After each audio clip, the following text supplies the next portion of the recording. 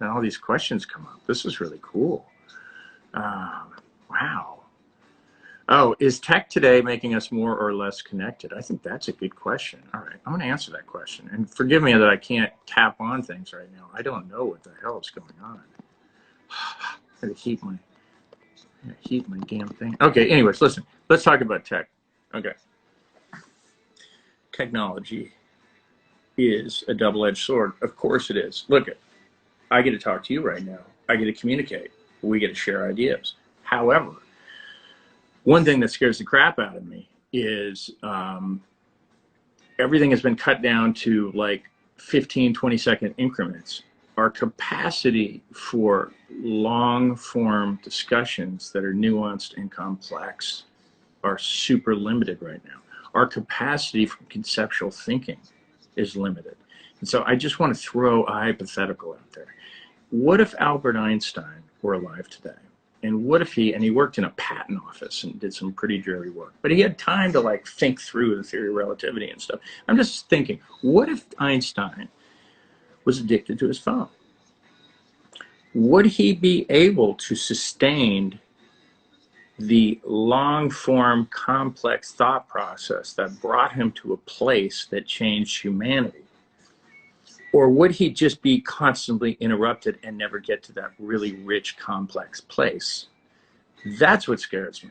So I'm wondering how many geniuses out there are being circumvented into kind of more shallow things and shallow contributions because our attention span is so limited. That to me is a fairly frightening thing. But the thing is, we're not scared of things that haven't, it's hypothetical. So we don't know the impact. There's no way to measure that. There's no way to quantify, great contributions by geniuses that haven't occurred, right? But I'm going to guess that our capacity to have truly, genuinely deep, complex thinking is super limited. And it scares me. It scares me a lot. Having said that, there is an element that I find to be encouraging, which is podcasts. This is one of the reasons I want to do a podcast. Podcasts are the last bastion of long-form discussion. And long-form discussion, as far as I'm concerned, is the only way for a true exchange of ideas. I admire all the quick little pithy debates we have and the rhetorical little clowns that get on TV and and say something really fast. But the truth is, they're just showing how like rhetorically athletic they are versus like, actually offering solutions and digging deep into the thing and finding some truth for all of us. Podcasts are pretty popular, and I'm kind of surprised. Joe Rogan has a fan base that is probably mostly men between the ages of about 20 and 60 or 50, I don't know. And I don't think a lot of those people are relatively prone to listening to a neuroscientist for 2 hours, but yet they will with Joe Rogan. So I have hope. I think there's an appetite out there, but we have to all somehow put our phones down. Don't do it now while I'm talking, please. But we all have to kind of figure out how to like decompress from this thing and create longer things. When I was a kid, we all sat down at dinner every single night and we had discussions. Boy, that is so complicated these days. I mean, I do it with my kids and we put the phone on the table and everything else and you're not allowed to touch it, but it doesn't always work perfectly. And then all they're thinking about is like, oh my God, somebody texted me. Oh my God, oh my streaks, my this, my that. It is an incredible intrusion into things. So I guess unless we figure out how to kind of put a handle on it, I think we're depriving ourselves of a lot of would-be geniuses and the contributions they can make to us. So that's Joe's spiel on technology. I don't know when that book is coming out, but I don't think it is coming out. Okay, well, I'm going to try one more time to open this up. You know what? My phone has lost its mind and it's not allowing me to invite people. It's not even allowing me to press the button down below. This is really aggravating. So we're going to have to wait until tomorrow. Because if I stop and start it again, I do that thing where I lose the video. I don't want to do that. So let's just do this. Let's look at some more questions. There's a lady sitting with a flat tire on the highway waiting for AAA. And listen, I wish you the best. Be careful. Don't get run over. And AAA will be there soon. They take forever, by the way. I just want to say that. Have I watched The Social Dilemma? I have not watched The Social Dilemma, and that is because I haven't watched it, but I heard it's good. And there's a lot of kids who are watching it. So we'll do that. You know what? Maybe I'll watch that between now and tomorrow. I have a feeling I'm going to know what it says, and it won't be that pleasing. But also, you can watch The Great Hack, which is pretty interesting. So, hi from Scotland. Let's see. Can you... Oh, let's see. Oh, there's so many questions. Have I ever been to Asia? Now, I just want to tell you, I have not been to Asia. I find that really, really odd and disturbing.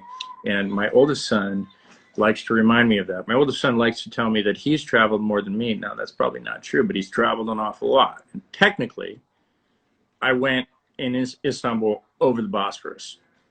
Technically, I was in Asia. Technically. So I have been to Asia, technically.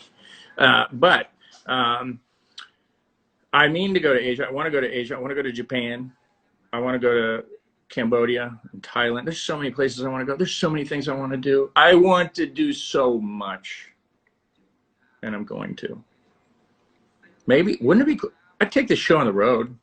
Maybe that's what I should do. Maybe I just broadcast from like really weird places. That could be kind of cool. Maybe we turn this into a show. But we need a sponsor because they're going to have to pay for that. And a technology guy who doesn't, you know, he can help me out. I think the red bandana makes me look a little less, savvy, technologically savvy, that is. So we're going to ask some more questions here because the only button that's working is my question button. And so I'm going to do that. Some people are not really asking questions. What artwork have you completed while in quarantine? I really haven't. Oh, God, you got me thinking. I got to do more of that. It's amazing how much I really need to do. Anyway, what time is it? 3:30. I've been on for a little while, and we tried to travel around the world, and I think it's been fun. I'm going to have a better handle on things tomorrow. I know I am. I'm going to look a little less crazy tomorrow. I am going to be a little less crazy tomorrow. And I'm going to have more succinct and articulate frame of reference. And I'm going to have data points. And I'm going to have my phone working properly. And it's going to be life-changing. But also, I think tomorrow, my friend from the Never Alone movement is going to join us briefly. And she works with Deepak Chopra. And it's going to be kind of interesting. And maybe one day we'll get Deepak on. He's an interesting guy. I like him. So, anyways, I bid you adieu from the bowels of quarantine hell in a hotel. I will now go on to finish day number 11 in relative sanity. And I'm going to talk to you guys tomorrow at the same time. And we're going to get this worked out. And I really like everybody joining. We're building an audience bigger and bigger every time, and I love this. It's really cool. And thanks for putting up with me, and it'll be much more interactive tomorrow. Much more interactive, because I'll be able to put people on. You guys take care. Stay safe. Wear your masks, right? And do all that. Get a haircut. I need a haircut. Maybe what I'll do is I can cut my hair live on TV. That could be kind of cool. Shave my head. Joe's really losing his mind. Thanks for putting up with me. You guys are awesome.